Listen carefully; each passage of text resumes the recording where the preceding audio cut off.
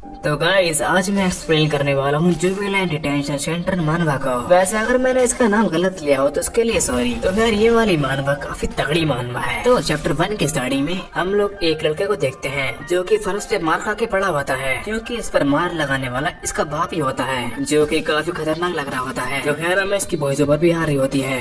अब तो मारा मारी मेरी जिंदगी का हिस्सा बन चुका है, यहाँ तक कि मेरा बाप भी मुझे मारता है, जहाँ तक मुझे याद है। खैर अब तो ये सब नॉर्मल लगता है।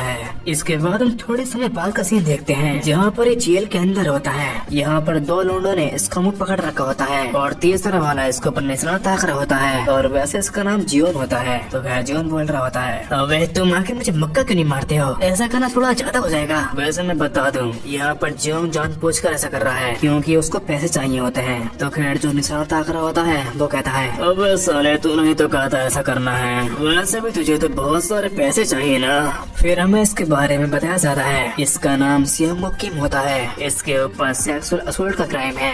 तो खैर सियोंगो जियोन से बोल रहा होता है, अबे साले तू भूल गया क्या, तूने पैसों के लिए तूने क्या क्या किया है। अरे चल मैं याद दिलाता हूँ। सबसे पहले तूने 300 फोन के लिए बर्फ साफ करी, इसके बाद तूने 100 फोन के लिए हमारे गीले जूते सुखाए, और फिर 200 फोन के लिए हमारा पालतू कुत्ता बना। अरे अब तो मैं तुझे 500 फोन दे रहा हूँ मेरा टारगेट बनने के लिए। 500 फोन के लिए जो योंग ये करने के लिए राजी हो जाता है, क्योंकि इसने पहले भी इससे गंदे गंदे काम करे होते हैं। इससे पहले यहाँ कुछ होता, हमें यहाँ के बारे में बताया जाता है। यह है जुबिलेंट डिटेंशन सेंटर। यहाँ पर सारे के सारे 19 साल से कम के क्रिमिनल्स हैं। यहाँ पर साउथ कोरिया के भयानक क्रिमिनल्स मिल जाएंगे जो कि अभी यंगेस्ट हैं। वैसे अगर मैं कम शब्दों में बताऊं तो ये वो जगह है जहाँ पर वायलेंस और क्राइम का कोई भी डर नहीं है। तो खैर फिर हम जियोंग को देखते हैं, जो कि जियोंग से कहता है, अबे साले अपनी आंखें बंद कर ले, नहीं तो फिर तू अंधा हो जाएगा। वैसे इसके पास जो स्लाइंग शॉट है, इसके अंदर 500 वॉन का सिक्का है। तो खैर जैसे ही वो उसके मारता है, स्लाइंग शॉट का धागा टूट जाता है, जिसकी वजह से वो जो 500 वॉन का सिक्का होता है वो लैट्रिन में जाके गिरता है, यानी कि टॉयलेट में। तो खैर स्लाइंग शॉट की रबड़ टूट गई होती है, इसीलिए जियोंग बाकियों से पूछता है कि क्या और रबड़ है क्या,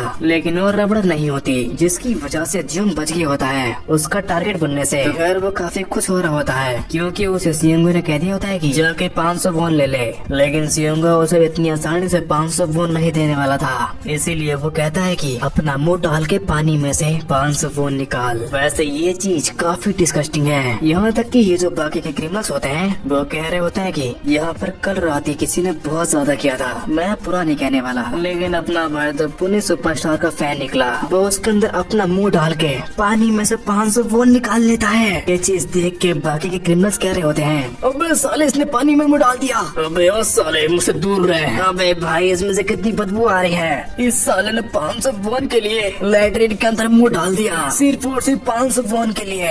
ये सब सुन के जो अपने मन में बोल रहा होता है कि आप 500 वॉन के लिए, अबे सालो मैंने ऐसा कर करके 50,000 वॉन कर लिए हैं, ये साले सब के सब ढक्कन है।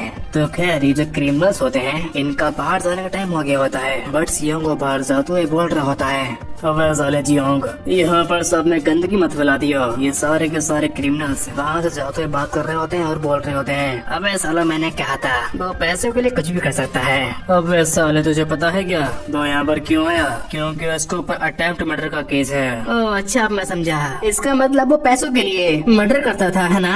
हाँ ऐसा भी हो सकता है, क्या पता वो कर्ज में डूबा हो। इसके बाद सीन शिफ्ट होता है, फिर हम देखते हैं जो योंग जेल के अंदर होता है, उसके पास एक पुलिस वाला आता है और बोल रहा होता है कैदी नंबर 7199 तुमसे कोई मिलने आया है। फिर हमें बताया जाता है जो योंग के पास पैसा इकट्ठा करने का एक रीजन है, वो रीजन है इसकी बचपन की दोस्त जो कि इससे अभी मिलने आई होती है। तो खैर जियोंग की हालत काफी बेकार लग रही होती है, इसीलिए उसकी बचपन की दोस्त बोल रही होती है, हे जियोंग क्या तुमने वेट लॉस किया है, क्या ये लोग तुम्हें खाना नहीं दे रहे हैं या कुछ और। जियोंग कहता है कि नहीं नहीं मैं तो फिट हूँ, बट उसकी दोस्त यानी दियोंग बोल रही होती है, मैं तुमसे कितनी बार कहा है कि अगर कोई तुम्हें पहले मारे तो तुम उसकी आंखें फोड़ दो, लेकिन जियोंग उसकी बात काटते हुए कहता है, हे दियोंग तुम आजकल मुझसे बहुत लेट मिलने आती हो, क्या बस का किराया बढ़ गया है। ये सुनकर दियोंग का खून खोल जाता है और वो उससे चिल्लाते हुए कहती है कि क्या मैं तुझे गरीब लगती हूँ और ये तो मुझे इतने सारे पैसे भी भेजता है, आखिर तो ये पैसे कहाँ से लाता है। ये सुनकर जियोंग कुछ बोलने ट्राई करता है, बट दियोंग उसको बोल रही होती है, देखो भले ही मैं अनाथ हूँ लेकिन मुझे तुम्हारे पैसों की जरूरत नहीं है।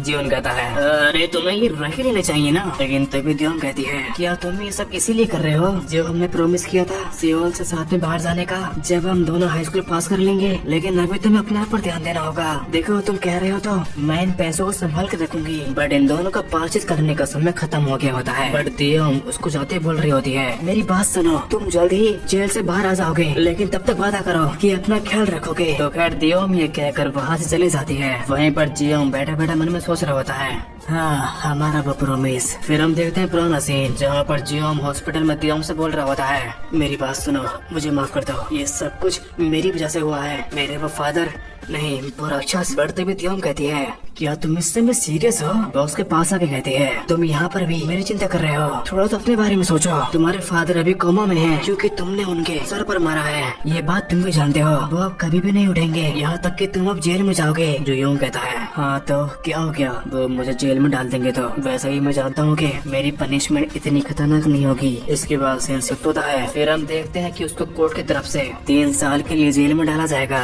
तो खैर पुलिस वाले उसको जेल में लेकर जा रहे होते हैं और दियोम उसको पीछे से बोल रही होती है कि खाना टाइम पर खाना, यहाँ तक कि कोई भी परेशानी खड़ी मत करना वरना तुम्हारी सजा बढ़ सकती है। इसके बाद हम प्रेजेंट में आते हैं जहाँ पर बाकी के क्रिमिनल्स मजे कर रहे होते हैं। वहीं साइड में जियोन दियोन और अपनी फोटो देख रहा होता है और अपने मन में बोल रहा होता है, बस 3 साल की बात है, मुझे बस 3 साल यहाँ रहना है। दियोन के लिए मैं ये कर सकता हूँ। लेकिन तभी उसके पीछे से सियोंग आ जाता है और उसके फोटो को देख के कहता है, क्या वे ये तेरी गर्लफ्रेंड है क्या? जियोन कहता है, नहीं ये मेरी फ्रेंड है बस। और लगता है तुझे इसके ऊपर क्रश है, चलो अब इस फोटो को मुझे देखने दे। जियोंग उस फोटो को देने से मना करता है। फिर सियोंग को कहता है, तूने भी क्या कहा, क्या तू मुझे मना कर रहा है? उसका इतना कहते ही बॉस का रेपड़ मारने वाला होता है, पर तभी वहाँ पर पुलिस आ जाती है और बातें ही कहती है, रूम नंबर 336 हमारे रूम में एक और मेंबर आया है। सियोंग को इस न्यू मेंबर के बारे में कुछ भी नहीं पता होता और वो पुलिस वाला उस न्यू मेंबर को लाते हुए कहता है, यहाँ पर कोई भी लड़ाई झगड़ा मत करना, मैं तुम्हें देखता रहूंगा।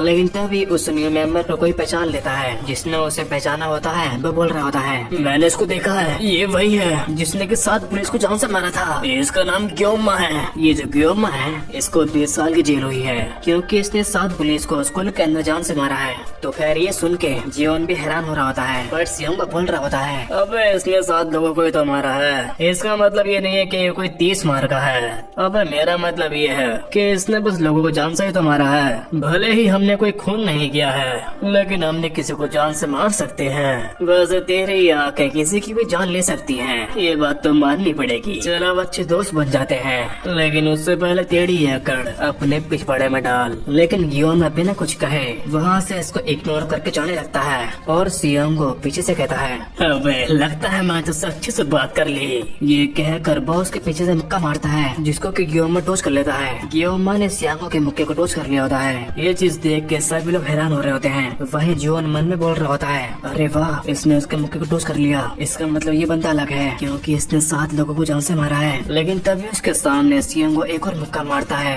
बट अब की बार गियोमा उसको टोच नहीं कर पाता और ये खतरनाक मुक्का उसके मुंह पर पड़ता है। ये मुक्का खा के गियोमा अपने मुंह से बिमल थूक देता है। इसके बाद सियांगो उसके ऊपर लाते लाते मारते हुए कहता है, तू साले लैट्रिन के कीड़े, साले तू मुझे हराएगा? यहाँ का टॉप डॉग मैं हूँ, इसलिए सबको यहाँ पर मेरी बात माननी पड़ती है। वैसे एक और बात है, तूने पहले कुछ भी किया हो लेकिन यहाँ पर तू सिर्फ एक कीड़ा है। जियोन के सामने अभी गियोमा गंदी वाली मार खा रहा होता है, इसीलिए वो अपने मन में बोल रहा होता है, अरे यार मुझे लगा था कि ये अच्छा फाइटर होगा लेकिन ये तो सियांगो का एक भी मुक्का नहीं झेल पाया। इसके बाद हमें जियोन की वॉइस ओवर आती है। जियोंगना ने इस दिन के बाद सियांगो का एक भी काम नहीं किया जिसकी वजह से वो हर रोज मार खाता था। इसके बाद हम देखते हैं जियोंग फर्श पर पोछा लगा रहा होता है और साथ ही साथ मन में बोल रहा होता है, ये साला गियोमा सियांगो की बात को नहीं मान लेता। खैर अब क्या कर सकते हैं, उसकी मर्जी वो जैसा करे। इसके बाद रात हो गई होती है और ये सभी एक ही कमरे में सो रहे होते हैं। लेकिन जियोंग गियोमा से कहता है, ओए क्या तू थोड़ा सा पागल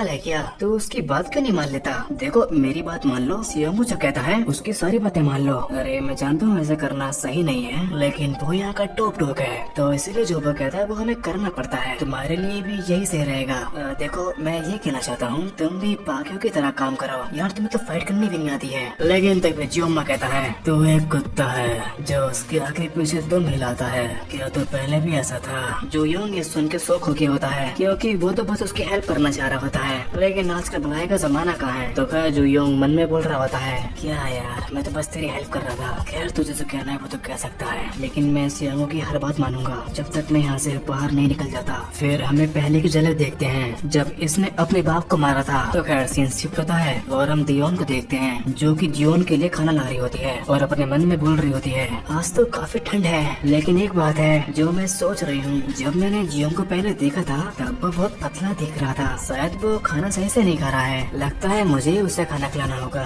मैं जानती हूँ कि उसका भी काफी बुरा समय चल रहा है, लेकिन उसे खाना टाइम पर खाना चाहिए, इसीलिए मैं उसके लिए लंच बॉक्स लेकर आई हूँ। मेरा ये लंच बॉक्स इतना कुछ खास नहीं है, लेकिन मैं जानती हूँ उसको ये पसंद जरूर आएगा, मानना पड़ेगा फ्रेंड हो तो इसकी जैसी। तो खैर वो क्रॉसिंग लाइन पर जा रही होती है, थोड़ी सी और आगे जाती है, थोड़ी सी और, पर तभी बहुत ही स्पीड से उसके सामने एक ट्रक आ जाता है। वहीं उसी टाइम पर जो यंग सो रहा होता है, लेकिन बेचारी देयोन का एक्सीडेंट हो जाता है, उसका सारा खाना सड़क पर बिखर गया होता है। इसके बाद सीन शिफ्ट होता है, जीवन के पास अभी पुलिस वाला आया होता है और उससे कहता है कैदी नंबर 7199 दरअसल हमें माफ कर दो। जो युवन को समझ नहीं आ रहा होता है कि ये माफी क्यों मांग रहा है, बट तभी वो ऑफिसर कहता है देखो कल यहाँ पास ही में किसी का एक्सीडेंट हुआ था तो मैं उसे चेक करने के लिए बुलाया है। जीवन को ये सुन के उसके तोते उड़ गए होते हैं, वो एक जगह थम सा गया होता है। लेकिन इसके बाद सीन शिफ्ट होता है जहाँ पर जुयोंग जेल के अंदर आ गया होता है और वहाँ पर शांति से बैठा होता है, बट तभी वहाँ पर सियोंग आता है और चिल्लाते हुए कहता है माँ की आँख, तू साले जुयोंग तूने मेरा बाथरूम साफ क्यों नहीं किया। लेकिन सियोंग को देखता है कि